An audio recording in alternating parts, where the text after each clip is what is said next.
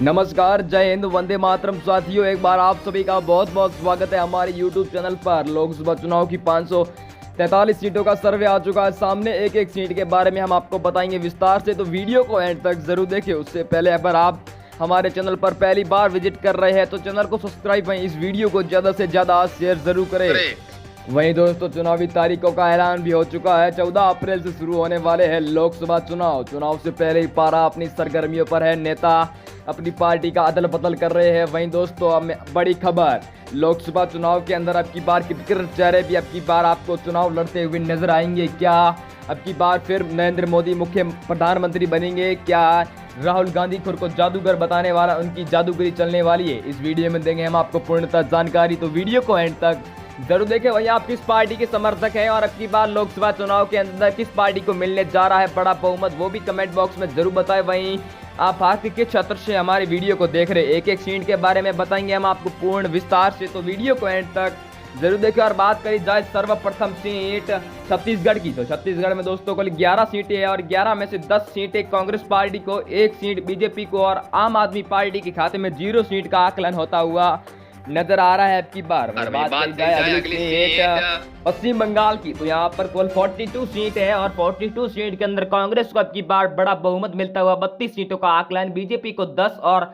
आम आदमी पार्टी के खाते में 0 सीटें जाती नजर आ रही। बिहार की कुल 40 सीटों पर बात करी जाए तो 40 सीटों के अंदर कांग्रेस पार्टी को 28 सीटों का आकलन होता हुआ नजर आ रहा है, बीजेपी पार्टी को 10 सीटें और आम आदमी पार्टी के खाते में ओनली पर 2 सीटें जाती हुई नजर आ रही है। महाराष्ट्र की कुल 48 सीटों पर बात करी जाए तो यहाँ पर फिर कांग्रेस पार्टी आगे चलती नजर आ रही है। कांग्रेस को 28 सीटों का आकलन, बीजेपी को 20 सीटें और आम आदमी पार्टी के खाते में 0 सीटों का आकलन होता हुआ दिखाई दे रहा है। मिजोरम की कुल 29 सीटों पर बात करी जाए तो ये कांग्रेस पार्टी को यहाँ पर 20 सीटें, बीजेपी पार्टी को 8 सीटें और आम आदमी पार्टी के खाते में यहाँ फिर 1 सीट का आकलन होता हुआ नजर आ रहा है। पंजाब राज्य की कुल 13 सीटों पर बात करी जाए तो यहाँ पर कांग्रेस पार्टी को बड़ा बहुमत मिलता हुआ 11 सीटों का आकलन, नेताओं की नींद उड़ती हुई नजर आ रही है और बीजेपी पार्टी को 1 और आम आदमी पार्टी के खाते में भी 1 सीट जाती नजर आ रही है। कर्नाटक की कुल 28 सीटों पर बात करी जाए तो 28 में से बीजेपी पार्टी को 10 सीटें, कांग्रेस पार्टी को 17 सीटें और आम आदमी पार्टी के खाते में 1 सीट का आकलन होता हुआ नजर आ रहा है। अब की बार बात करी जाए दोस्तों अगली सीट तेलंगाना की कुल 17 सीटों पर, तो 17 सीटों में से बीजेपी पार्टी को 7 सीटें, कांग्रेस पार्टी को 10 सीटें और आम आदमी पार्टी के खाते में 0 सीट का आकलन होता हुआ नजर आ रहा है अब की बार। वहीं बात करी जाए अगली सीट दिल्ली की, दिल्ली में दोस्तों को 7 सीटें, 7 सीटों में से कांग्रेस पार्टी को बड़ा ही बहुमत मिलता हुआ नजर आ रहा है। 5 सीटें कांग्रेस पार्टी को, 2 सीटें बीजेपी पार्टी को और आम आदमी पार्टी के खाते में 0 सीट का आकलन होता हुआ नजर आ रहा है।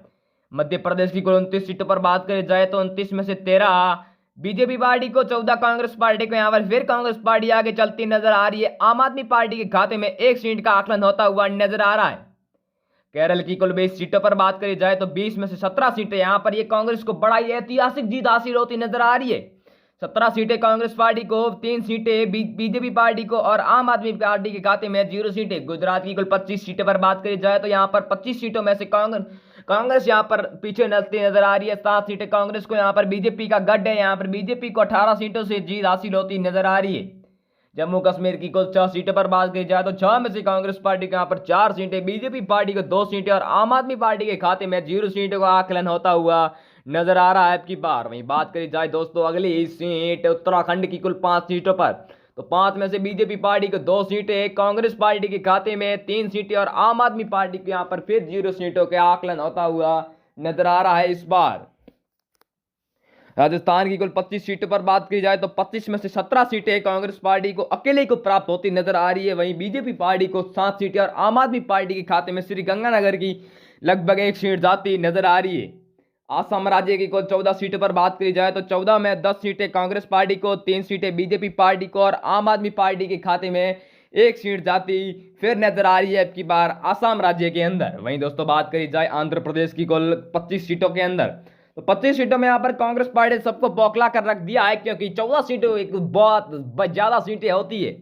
10 सीटें बीजेपी पार्टी को और 1 सीट आम आदमी पार्टी को। त्रिपुरा की कुल 2 सीटों पर बात की जाए तो यहाँ पर दोनों को समांतर सीटों का आकलन होता हुआ नजर आ रहा है, यानी बीजेपी पार्टी को 1 सीट और कांग्रेस पार्टी के खाते में अभी 1 सीट जाती नजर आ रही है। आम आदमी पार्टी के खाते में 0 सीटें। हरियाणा राज्य की कुल 10 सीटों पर बात करी जाए तो 10 में से बीजेपी पार्टी को 4 सीटें, कांग्रेस पार्टी को 6 सीटें और आम आदमी पार्टी के खाते में 0 सीटों का आकलन होता हुआ नजर आ रहा है। अब की बार बात करी जाए दोस्तों अगली सीट मणिपुर की कुल 2 सीटों पर, तो 2 में से यहां पर बीजेपी पार्टी और कांग्रेस पार्टी दोनों ही टक्कर में चलती हुई नजर आ रही है, यानी कि दोनों को समांतर सीटों का आकलन हुआ है। बीजेपी पार्टी को 1 सीट और कांग्रेस पार्टी के खाते में भी 1 सीट। बात करी जाए उत्तर प्रदेश की कुल 80 सीटों पर, तो 80 में से यहां पर बीजेपी का गढ़ माना जाता है उत्तर प्रदेश। यहां पर बीजेपी पार्टी को 40 सीटें, कांग्रेस पार्टी को 32 सीटें और आम आदमी पार्टी के खाते में 8 सीटें जाती हुई नजर आ रही है। अरुणाचल प्रदेश राज्य की कुल 2 सीटों पर बात की जाए तो यहाँ पर 2 की 2 कांग्रेस पार्टी को मिलती नजर आ रही है। बीजेपी को 0 सीट और आम आदमी पार्टी के खाते में भी